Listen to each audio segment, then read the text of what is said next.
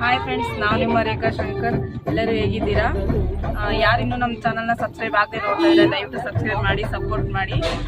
ಇವತ್ತು ನಾವೆಲ್ಲಿ ಹೋಗ್ತಾ ಇದ್ದೀವಿ ಅಂದರೆ ಓಷನ್ ಪಾರ್ಕ್ ಹೋಗ್ತಾ ಇದ್ವಿ ಮಕ್ಕಳಿಗೋಸ್ಕರ. ಓಷನ್ ಪಾರ್ಕು ಶಿವಮೊಗ್ಗದಿಂದ ಒಂದು 10 ಕಿಲೋಮೀಟರು. ಇವತ್ತು ಏನೆಲ್ಲ ಆಗುತ್ತೆ ಅನ್ನೋದನ್ನ ನಿಮ್ಮ ಜೊತೆ ಶೇರ್ ಮಾಡ್ತೀನಿ, ಬನ್ನಿ.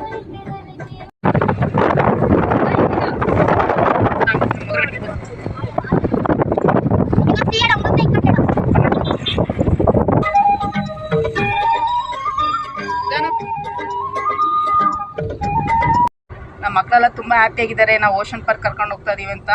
ನೋಡ್ತಾ ಇರ್ರಿ ಅವ್ರು ಏನ್ ಮಾಡ್ತಾರೆ ಅಂತ.